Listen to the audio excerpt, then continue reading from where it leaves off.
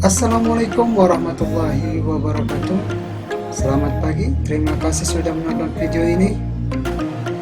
Video ini nggak perlu di-subscribe, apalagi teaser guys, tonton saja. Let's go, enjoy, relax, and stay focused this video.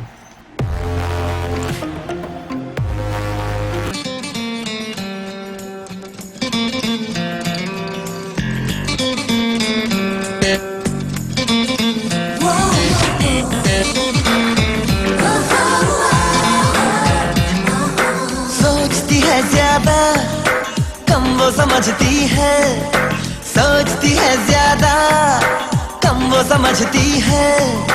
दिल कुछ कहता है कुछ और ही करती है। लड़की क्यों न जाने क्यों लड़कों सी नहीं होती, लड़की क्यों न जाने क्यों लड़कों सी नहीं होती।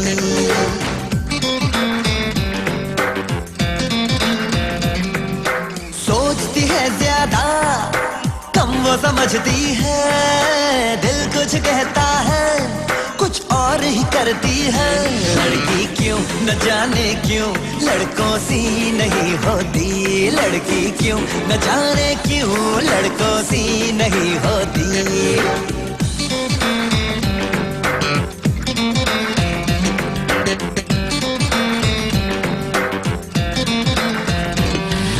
प्यार उसे भी है मगर शुरुआत तुम्ही से चाहे।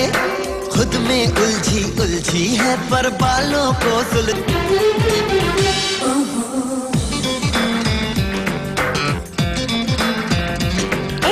इतना ही खुद से खुश हो तो पीछे क्यों आते हो? फूल कभी तो उसको पता है ये कह ना सकोगे तुम। इसलिए लड़कियां लड़कों से नहीं होती, इसलिए लड़कियां लड़कों से नहीं होती।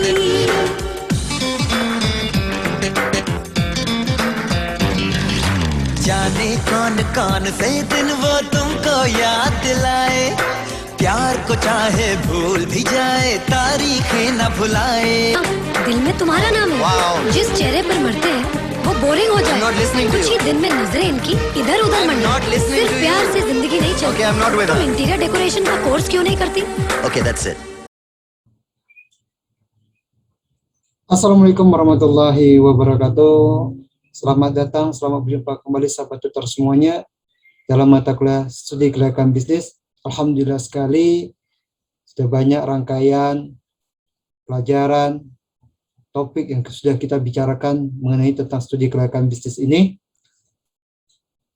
Tanpa terasa waktu, kita sudah di penghujung, di akhir pertemuan dalam mata kuliah studi kelayakan bisnis ini. Sangat cepat sekali waktu berlalu ya sahabat tutor semuanya. Saya harap sahabat tutor makin memahami, makin mengerti akan konsep dari studi kelayakan bisnis ini. Seperti apa kita membuat sebuah bisnis baru, seperti apa kita mengukur bisnis atau proyek yang akan ingin kita kerjakan atau yang akan ingin kita investasikan dana kita ke dalam proyek. Tentunya sahabat tutor sudah paham apa saja yang perlu dinilai, apa saja yang perlu dianalisa untuk diukur selayak atau tidak layaknya sebuah proyek itu berjalan ataupun tidak bisa kita investasikan.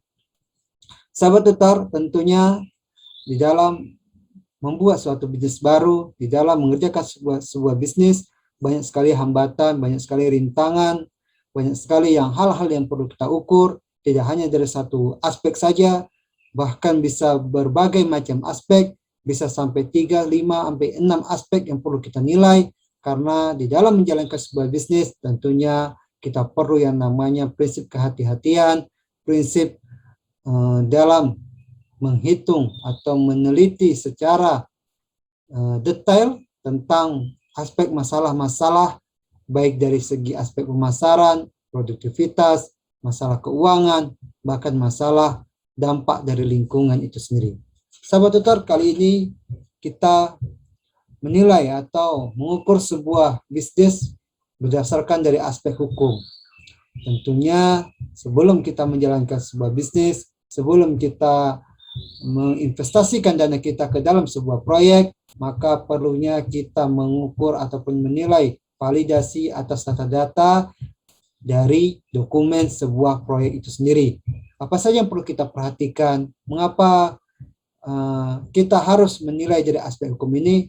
Maka dari itu, saya harap sahabat tutor bisa fokus, bisa dapat menonton video ini sampai selesai, sehingga sahabat tutor dapat memahami dan dapat untuk menjawab nanti ke depan solusi dari masalah-masalah hukum di dalam menjalankan sebuah bisnis. Sahabat tutor, saya ingatkan kembali karena ini adalah pertemuan kita yang terakhir, pertemuan kita yang ke-8.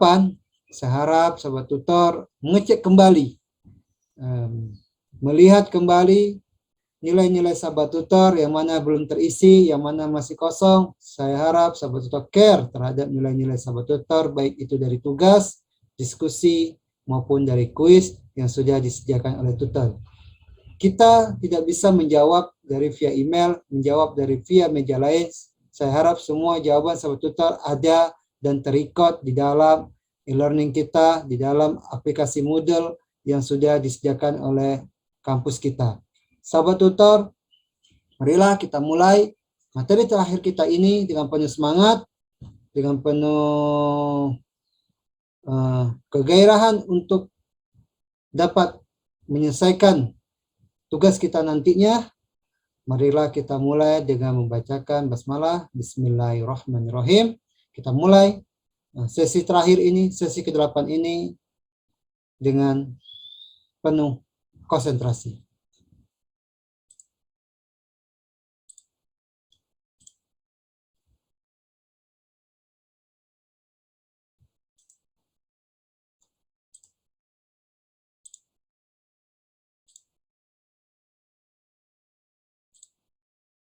Baik, sahabat tutor, sudah kita bermacam-macam menganalisis berbagai aspek tentang studi kelayakan bisnis, bagaimana kita menilai, mengukur semua aspek. Kali ini kita akan mempelajari aspek yang paling penting, aspek di mana sebuah bisnis itu belum dijalankan, tetapi kita aspek ini harus kita ukur dulu. Karena kenapa? Karena setiap bisnis perlu namanya perlindungan terhadap hukum. Karena semua bisnis akan berpengaruh sekali terhadap bisnis itu sendiri dan terhadap pemerintah setempat maupun terhadap masyarakat.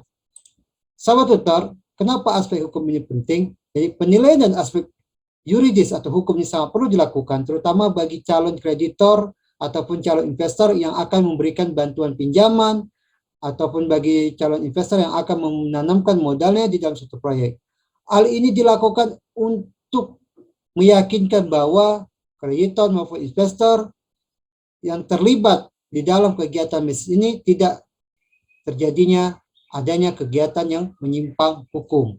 Maka dari itu perlunya aspek-aspek hukum untuk kita validasi, untuk kita teliti ataupun kita periksa izin-izin atas proyek yang ingin kita jalankan.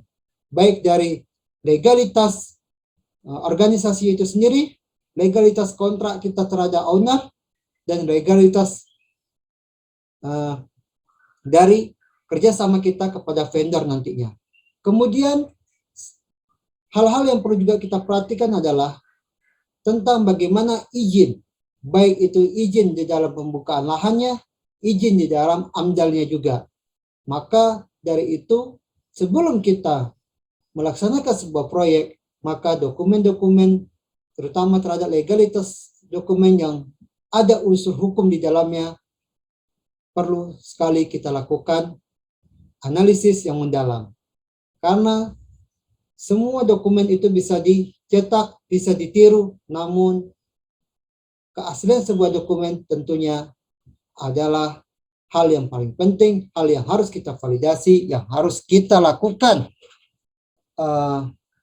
konfirmasi kepada pemerintah, konfirmasi kepada lembaga-lembaga yang terkait tentang keabsahan sebuah dokumen. Maka dari itu, dalam pelaksanaan proyek nantinya, kita akan mendapatkan perlindungan hukum agar proyek kita dijalankan dengan aman, tanpa ada gangguan hukum dari pihak manapun. Kemudian siapa saja pelaksana dalam proyek? Pelaksana proyek adalah individu atau organisasi yang terlibat dalam pelaksanaan proyek yang sering disebut sponsor proyek.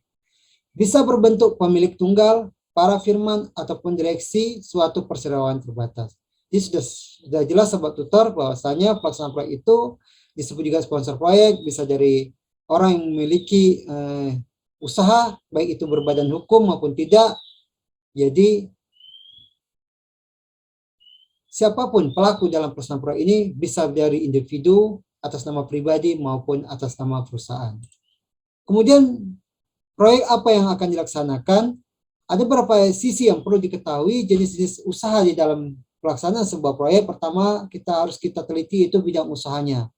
Karena setiap proyek yang akan kita laksanakan dengan usaha yang berbeda-beda, tentunya aspek hukumnya juga berbeda. Karena di dalam menjalankan sebuah proyek, aspek hukum yang paling sulit atau yang paling ketat sekali di dalam aturan yang berlaku adalah bidang usaha di bidang pertambangan, Sahabat Tutor. Karena bidang pertambangan atau usaha pertambangan ini sangat berhubungan sekali dengan sumber daya alam, di mana sumber daya alam ini adalah dilindungi oleh pemerintah, sangat diteliti bagaimana agar pertambangan yang dilakukan tidak mencemari lingkungan.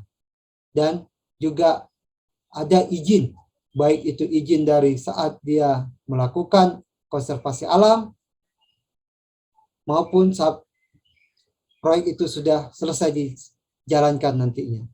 Kemudian fasilitas proyek. Fasilitas proyek juga perlu sekali ditelaah dengan baik dalam pelaksanaan proyek. Apa-apa saja yang fasilitas yang diberikan untuk menjalankan proyek ini, baik dari sisi jalannya, dari akses masuknya, dan bagaimana lingkungan sekitar di masyarakatnya nantinya, agar ketika proyek ini berjalan tidak mengganggu aktivitas-aktivitas keseharian di dalam masyarakat di lingkungan sekitar proyek. Kemudian gangguan-gangguan lingkungan. Nah, gangguan-gangguan lingkungan ini juga perlu kita perhatikan sekali, bagaimanapun pencemaran, perusakan terhadap lingkungan, ataupun adanya nanti lingkungan atau alam-alam yang sangat riskan terhadap bencana, itu perlu sekali kita antisipasi. Kemudian juga bagaimana dengan lingkungan di masyarakat. Nah, lingkungan masyarakat juga kita perlu melakukan namanya keseimbangan, agar setiap proyek yang kita bangun ataupun pelaksanaan nanti bisnis yang akan kita jalankan di daerah tersebut memberikan dampak positif, terutama di bidang ekonomi kepada masyarakat, sehingga masyarakat di sana mendapatkan pekerjaan. Dengan adanya proyek tersebut akan mengurangi pengangguran yang ada di lingkungan itu sendiri. Kemudian proses pengupahan. Pengupahan tentunya akan sekali berhubungan dengan biaya, di mana biaya itu akan menjadi standar berapa upah atau gaji yang akan kita berikan kepada para pekerja nantinya di proyek kita. Tentunya hal ini harus kita rapatkan, harus kita koordinasikan dengan pihak-pihak terkait, terutama di Dinas Tenaga Kerja yang mewakili dari pemerintah daerah maupun pemerintah pusat, di mana nantinya kita bisa mendapatkan upah minimum tenaga kerja di dalam memberikan gaji yang pas dan sesuai dengan keahlian dari setiap tenaga kerja yang akan kita pekerjakan nanti di proyek kita. Kemudian manajemen investasi aktiva tetap. Hal ini berhubungan sekali dengan bermacam-macam aktiva tetap kita, baik itu mesin, kendaraan, yang nantinya akan kita pergunakan ketika proyek ini sudah berjalan. Baiklah Sahabat Tutor, fokus tempat proyek yang dilaksanakan meliputi perencanaan wilayah, kemudian status tanah.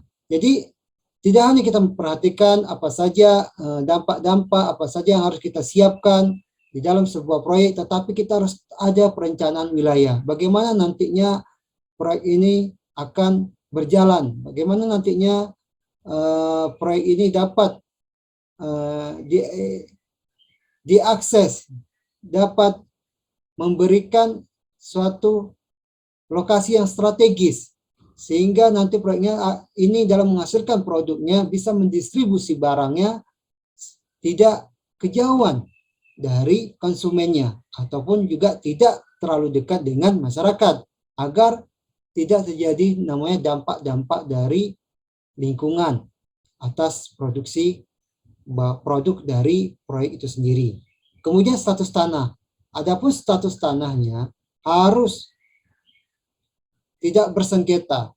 Jadi jelas secara hukum surat-surat tanahnya itu harus jelas, kepemilikannya harus jelas, keabsahannya. Jadi setiap kita menjalankan suatu proyek tentunya ada hal-hal yang harus kita koordinasikan dengan pemerintah setempat, baik itu dari izin membangun, misal studi konstruksi, maupun status dari tanah itu sendiri.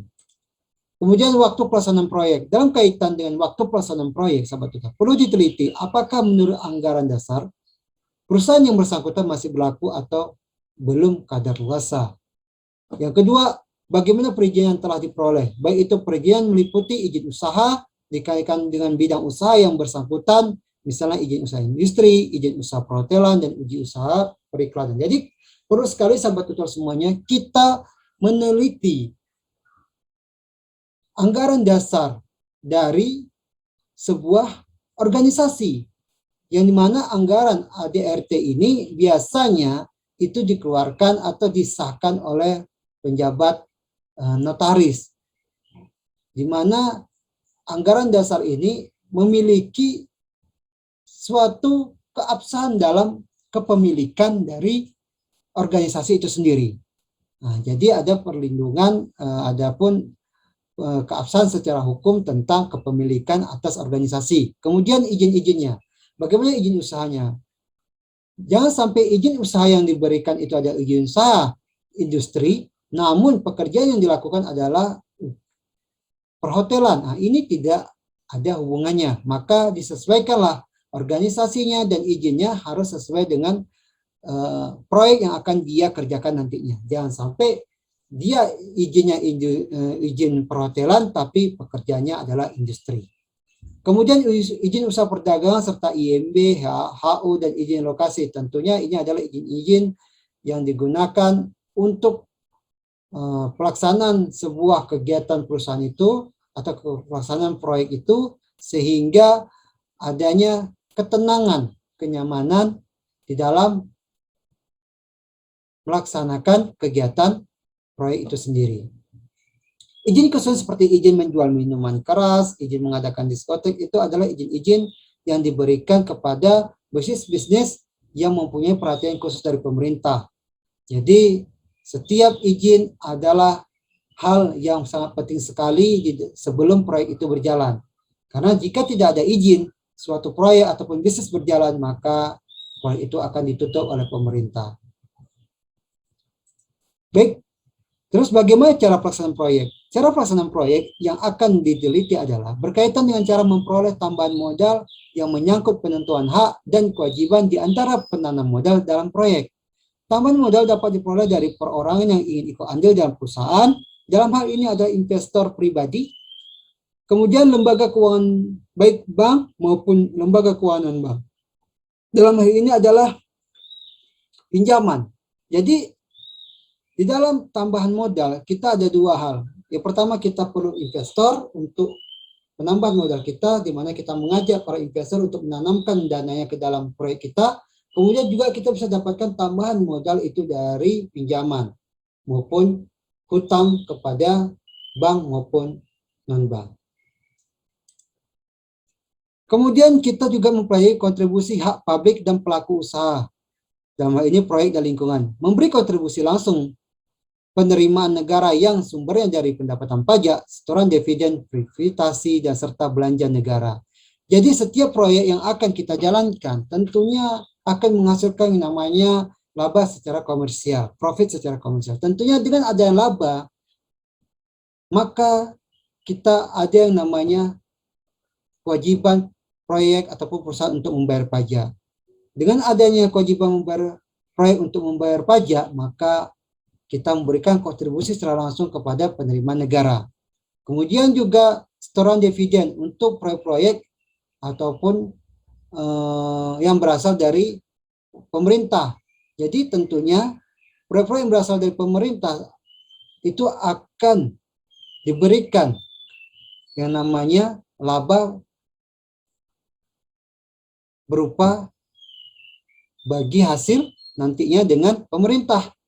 Maksudnya begini sahabat tutor. Jadi ada proyek-proyek yang dijalankan, tapi yang menjalankan proyek pemerintah itu adalah BUMN itu sendiri. Jadi yang memberikan dividen kepada negara adalah perusahaan-perusahaan pemerintah. Jadi bukan berarti dinas-dinas sahabat tutor, karena dinas-dinas itu tidak boleh mencari profit. Tetapi di sini adalah pemerintah, dalam hal ini adalah negara, membuka satu badan usaha milik negara maupun milik daerah, di mana BUMN atau BUMN ini mencari keuntungan di dalamnya. Nah, dengan ada yang untung ini, karena pemilik dari BUMN adalah pemerintah, maka diberikanlah dividen kepada pemerintah. Nah, nanti dividen pemerintah ini menjadi pemasukan atau penerimaan negara di luar pajak. Nah, jadi seperti itulah sahabat tutor. Kemudian pembangunan berkelanjutan dan proyek. Pada prinsipnya, melaksanakan pembangunan berkelanjutan yang berwawasan lingkungan hidup menjadi satu keharusan. Jadi dalam pelaksanaan proyek, kita juga wajib memperhatikan dampak lingkungan. Karena kenapa? Tidak hanya serta-merta kita melaksanakan proyek 1-2 tahun, ketika lingkungan sudah jelek, kita pindah lagi. Jadi perlu kita perhatikan juga lingkungan, karena ini berbicara tentang bisnis atau proyek ini ke depannya nanti tidak hanya setahun 2 tahun, tapi bagaimana proyek ini bisa berjalan, going concern-nya bertahan bertahun-tahun. Jadi perlunya setiap proyek maupun setiap bisnis dijalankan tetap memperhatikan faktor-faktor lingkungan agar tidak menjadi pencemaran atau dampak negatif terhadap lingkungan. Kemudian sahabat tutor, kita juga belajar mengenali dampak dan kasus lingkungan. Jadi rujukan dan analisis kasus lingkungan itu adalah menjadikan rujukan analisis itu untuk memperkuat pemahaman publik. Jadi di samping kita mencari keuntungan, mencari profit secara komersial, maka kita juga diwajibkan untuk memberikan pemahaman terhadap publik mengenai dampak lingkungan terhadap proyek ini itu sendiri. Jadi bagaimana nanti proyek berjalan, bagaimana kita menelaah limbahnya nantinya, mengolah limbahnya agar limbah yang dihasilkan di proyek itu dibuang di tempat yang tepat dan tidak mencemari lingkungan. Maka disinilah kita perlu namanya analisis kasus lingkungan, di mana rujukan analisis kasus lingkungan ini untuk memperkuat pemahaman publik bagaimana kronologi atau bagaimana mekanisme proyek kita dalam mengolah limbah dari proyek itu sendiri. Kemudian implementasi dan analisis dampak kerusakan lingkungan hidup dengan memanfaatkan teknologi tentunya sahabat tutor. Jadi tindakan-tindakan apa yang harus kita lakukan untuk meminimalisasi kerusakan lingkungan hidup yaitu menggunakan teknologi yang ramah dengan lingkungan. Terus penegakan hukumnya juga harus jelas dan pelaksanaan terhadap pengolahan limbah harus transparan dan akuntabel, serta kita melibatkan peran aktif dari masyarakat. Jadi masyarakat juga kita ikut sertakan dalam pengolahan limbah dari proyek itu sendiri, agar masyarakat paham ini adalah bagian dari rujukan dan analisis lingkungan, di mana masyarakat berperan aktif untuk menjadi pengawas di dalam pengolahan limbah di lingkungan sekitar proyek agar tidak terjadinya pengerusakan terhadap alam maupun pengerusakan terhadap pencemaran lingkungan di sekitar masyarakat. Sahabat tutor, tentunya kali ini kita tambah satu materi lagi, di mana nantinya materi ini adalah merangkup bagaimana kita menyusun sebuah laporan. Setelah kita pelajari berbagai aspek tentang studi kelayakan bisnis, kita bagaimana menyusun laporannya. Jadi ini bukan berarti kita topik baru sahabat tutor, tapi ini adalah kesimpulan bagaimana setiap topik dari sesi pertama sampai sesi ke akhir. Sekarang ini sesi 8 kita sudah mempelajarinya. lalu kita berbicara bagaimana membuat satu penilaian usulan pembiayaan sebuah proyek yang disusun berdasarkan laporan studi kelayakan. Jadi ini adalah rangkumannya sahabat tutor ya. Jadi kita buat saya jelaskan di sesi ke-8 ini memang satu seperti sesi 9, tapi ini menjadi satu kesatuan sahabat tutor.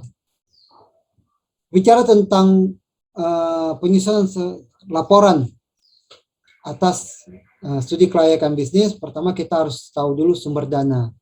Jadi sumber dana ini kita pergunakan nantinya untuk kegiatan suatu proyek. Sumber dana ini sahabat tutor bisa dari dua, yaitu dari dalam maupun dari luar. Dari dalam itu berasal dari laba ditahan, depresiasi, sedangkan dari luar itu obligasi dan saham. Laba ditahan sudah jelas, itu selisih dari biaya dan pendapatan. Depresiasi ini adalah kita menjualkan aset kita, menjualkan mesin kita, ya, dalam hal ini aktiva tetap kita, sehingga menjadi dana untuk pemasukan sumber dana kita. Kemudian dari luar kita bisa menerbitkan obligasi, yaitu surat utang, atau kita bisa mengeluarkan yang namanya saham untuk kita jual kepada para investor. Kemudian kebutuhan dana untuk aktiva tetap. Jadi kebutuhan dana untuk aktiva tetap ini sangat perlu sekali sahabat tutor, di mana aktiva tetap yang diperlukan untuk investasi bisa diklasifikasi menjadi dua, yaitu aktiva berwujud dan aktiva tetap tidak berwujud. Aktiva tetap berwujud itu mesin, kendaraan, yang bisa semua kita lihat dengan mata, seperti tanah dan bangunan, itu juga disebut dengan aktiva berwujud. Sedangkan aktiva tidak berwujud seperti hak paten, hak franchise, jadi ini juga bisa menjadi aset dalam kita memperoleh sumber dana. Jadi kita bisa saja menjual aktiva tetap, ataupun kita juga bisa berinvestasi aktiva tetap kita itu ke dalam sebuah proyek, dan ini termasuk dalam modal usaha juga sahabat tutor. Kemudian modal kerja bisa diartikan sebagai modal kerja bruto ataupun modal kerja neto. Jadi di dalam pelaksanaan suatu proyek tentunya kita harus punya modal. Dana, kebutuhan dana atau sumber dana yang sudah kita kumpulkan akan kita olah dana itu menjadi modal kerja. Modal kerja itu dibagi dua, yaitu modal kerja bruto dan modal kerja neto. Modal kerja bruto menunjukkan semua investasi yang diperlukan dari aktiva lancar itu sendiri. Contoh seperti kas, surat-surat berharga, piutang, persediaan. Nah, jadi modal kerja ini adalah modal kerja yang betul-betul sifatnya aktiva lancar saja sahabat tutor, yang bisa langsung kita uangkan, yang bisa langsung kita belanjakan. Jadi waktunya itu tidak lebih dari setahun. Sedangkan modal kerja neto merupakan betul-betul selisih dari utang jangka pendek kita dengan total aktiva lancar kita. Jadi ini adalah benar-benar modal kerja di luar utang, yang tidak ada sangkut pautnya atau beban kita nantinya untuk membayar hutang, betul-betul modal bersih. Jadi yang bisa kita buat untuk melakukan aktivitas kerja atau aktivitas produksi untuk proyek kita. Baik sahabat tutor, sumber dana, kita juga melihat sumber dana. Sumber dana itu dari mana saja? Sumber dana itu satu dari modal sendiri, yaitu yang kita setor sebagai pemilik perusahaan, kita setor ke dalam perusahaan kita. Kemudian dari saham, penjualan saham juga sumber dana, baik itu saham biasa, saham preferen yang kita jual ke dalam bursa saham atau pasar modal. Kemudian penerbitan atas obligasi, surat-surat utang yang kita perjualbelikan nanti di pasar modal, itu juga bisa menjadi sumber dana. Terus kredit bank, ini pinjaman ataupun utang kita ke bank, itu juga bisa jadi sumber dana. Kemudian leasing, sewa guna, atas kita menyewakan alat-alat kita, ini menjadikan satu pendapatan sewa nantinya dari lembaga-lembaga keuangan non-bank. Itu kita juga bisa jadi sumber dana kita, yaitu kita membeli barang dengan cara leasing, sebenarnya kredit tapi itu adalah sewa guna yang akan nantinya menjadi milik kita juga barang tersebut. Kemudian project finance, Project finance adalah model pendanaan yang sering dipakai untuk mendanai sebuah proyek jangka panjang, pada umumnya proyek infrastruktur seperti pembangunan jalan, tol, pelabuhan, pembangkit listrik, telekomunikasi, tambang, di mana investor berinvestasi di proyek spesifik dengan imbal hasil dari khusus cash flow proyek tersebut dan bukan dari badan usaha pemilik proyek.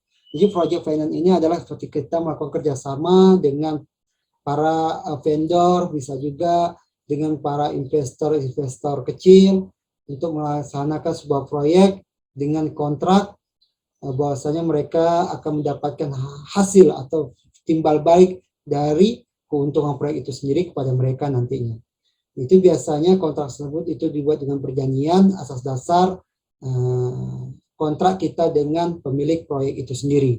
Ini juga bisa menjadi sumber dana kita untuk menambah cash flow proyek kita yang sifatnya bukan dari badan usaha pemilik proyek.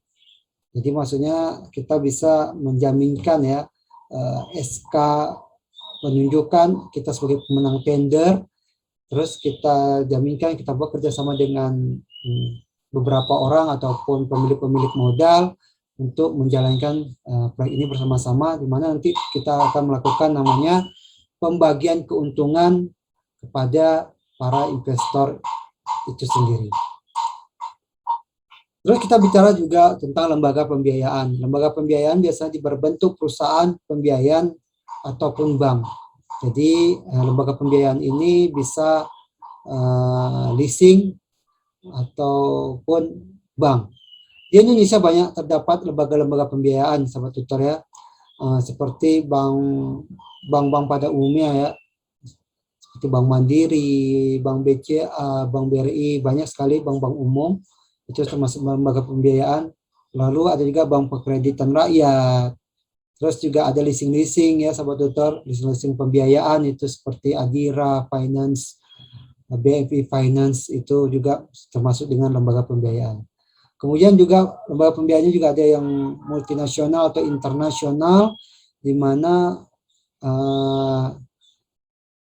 lembaga-lembaga internasional ini memberikan hutang atau memberikan pembiayaan atau membantu keuangan kepada setiap negara, terutama negara-negara berkembang, contohnya seperti Bank Dunia, IMF, mereka juga membantu negara-negara yang membutuhkan pinjaman keuangan untuk pelaksanaan proyek ataupun bisnis di suatu negara itu sendiri. Terus bagaimana penyusunan laporan studi kelayakan bisnis ini? Ada dua contoh sahabat. Contoh pertama yaitu bab 1 itu adalah pendahuluan. Bab 2 itu analisis pemasaran.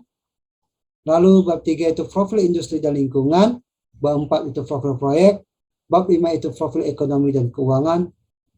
Bab 6 dan selanjutnya adalah kesimpulan dan saran. Jadi untuk menyusun sebuah studi kelayakan ini hampir sama seperti kita membuat satu makalah, ya sahabat tutor ya, membuat satu makalah di mana kita harus membuat pendahuluan dulu, kita buat analisis pemasaran bagaimanapun agar nantinya para investor ketika membaca laporan studi kelayakan kita ini, mereka tertarik untuk menanamkan modal mereka ke dalam proyek kita, dan sehingga mereka bisa menjadi bagian dari investor kita. Jadi perlu sekali analisis pemasaran agar bisa memastikan bahwasanya proyek kita ini dapat diterima oleh masyarakat. Kemudian profil industri dan lingkungan. Profil industri dan lingkungan kita harus menampilkan profil organisasi kita, terus bagaimana testimoni pengalaman kita dalam pelaksanaan proyek-proyek yang sudah pernah kita lakukan. Terus kemudian kita juga menampilkan profil proyek itu sendiri, proyeknya apakah proyek ini menguntungkan atau tidak. Nantinya kita bisa jelaskan di situ juga bagaimana produksinya seperti apa, bagaimana nanti pengolahannya seperti apa secara teknis. Kemudian di bab selanjutnya kita akan membahas tentang profil ekonomi dan keuangan. Di sini kita akan membahas tentang bagaimana mendapatkan, membalikan modal-modal para investor dengan memberikan laba ataupun memberikan bunga untuk para pemodal yang membeli surat utang atau surat obligasi. Kemudian baru kita melakukan kesimpulan dan saran. Atau adapun contoh kedua dalam penyusunan laporan studi kelayakan bisnis ini, yaitu pertama ini lebih sederhana lagi sahabat tutor ya. Kita buat ringkasan yang dulu. Kita ini langsung to the point aja. Kita lebih kepada organisasi, terus organisasi kita buat ringkasan tentang proyek itu sendiri, terus kita buat sejarah proyek itu, usul proyek itu, lalu kesimpulan, dan lalunya kita buat lampiran. Ini lebih sederhana lagi. Yang pertama itu sebenarnya agak sedikit sistematis, tapi itu sebenarnya lengkap dan itu bisa meyakinkan para investor karena kita memberikan satu ukuran ataupun satu pembahasan tentang sebuah bisnis yang akan kita jalankan secara detail. Kalau yang ini akan lebih sederhana lagi, dia lebih berfokus pada proyek itu sendiri. Kita tidak lagi membahas tentang profil organisasi kita, profil perusahaan kita, tapi lebih kepada proyek ataupun bisnis yang nantinya akan kita jalankan. Hal ini tentunya biasanya untuk para investor yang sudah pernah kerjasama dengan kita ataupun sudah tahu background ataupun kualitas dari perusahaan kita. Biasanya mereka tidak perlu bertele-tele, mereka lebih to the point saja, meminta bagaimana proyek yang akan dijalankan atau proyek baru yang ingin dilaksanakan nantinya. Baik sahabat tutor, di pertemuan terakhir ini kita akan berdiskusi tentang mengapa sponsor proyek, dalam hal ini ada pelaku proyek, pelaksana proyek, wajib meneliti atau melakukan namanya penilaian dari aspek yuridis. Jelaskan menurut pendapat sahabat tutor. Di sini saya akan menjawab standar aja, sudah jelas ya, aspek yuridis. Kalau sahabat tutor dengarkan tadi penjelasan saya di awal bahwasanya setiap proyek perlu namanya perlindungan hukum agar dapat memberikan jaminan kepada para investor atau kreditor bahwasanya proyek yang dijalankan ini tidak terlibat penyimpangan hukum dan bahwasanya dana yang dia investasikan, pinjaman yang dia berikan kepada proyek ini mendapatkan perlindungan secara hukum sehingga tidak merugikan satu pihak ataupun kedua belah pihak. Baiklah, di sini nanti sahabat tutor bisa menjawab pertanyaan diskusi ini dengan pendapat sahabat tutor sendiri, gunakan nalar sahabat tutor sendiri, dan gunakan referensi sebagai rujukan atas jawaban sahabat tutor. Sahabat tutor, dalam menjawab pertanyaan diskusi, saya tetap mengimbau gunakan jawaban dari hasil pemahaman sahabat tutor, jangan melakukan plagiat, jangan melakukan copy paste di website maupun di buku. Boleh mengambil referensi dari sana, namun jawabannya tidak menjiplak ataupun kata-kata tidak berubah atau persis sekali dengan website ataupun buku, itu tidak diperbolehkan. Sekali usahakan sahabat tutor sudah paham dari pertemuan pertama saya sudah jelaskan, tetap jaga kejujuran di dalam menjawab soal, di dalam mengerjakan tugas-tugas. Utamakan kejujuran kita bagaimanapun di dalam pendidikan, di dalam kita mempelajari setiap mata kuliah maupun pelajaran, kejujuran adalah hal yang penting. Tidak penting seberapa besar kita mendapat nilai, tapi yang penting adalah seberapa besar ilmu yang kita dapatkan, seberapa besar pemahaman kita terhadap topik yang selalu kita bicarakan, topik yang kita bahas. Oke sahabat tutor, tidak terasa sekali saya sudah menemani sahabat tutor, dan sahabat tutor juga sudah menemani saya dari minggu pertama sampai minggu ke-8 ini. Saya senang sekali bisa berinteraksi, bisa memberikan edukasi kepada sahabat tutor. Mudah-mudahan bermanfaat, bisa sahabat tutor terapkan di tempat kerja sahabat tutor, di lingkungan sahabat tutor, tempat berusaha maupun aktivitas sehari-hari sahabat tutor. Saya harapkan sahabat tutor membukakan pintu maaf jika saya mempunyai salah kata, dan jangan lupa sahabat tutor mengisi kuesioner, memperhatikan nilai-nilai sahabat tutor dari diskusi pertama sampai diskusi ke-8, dan saya harapkan sahabat tutor sukses selalu, bahagia selalu, tetap jaga kesehatan, tetap jaga protokol kesehatan. Saya akhiri dengan membacakan hamdalah. Bila taufiq wal hidayah. Assalamualaikum warahmatullahi wabarakatuh. Sampai jumpa lagi sahabat tutor semua. Be smart and be creative.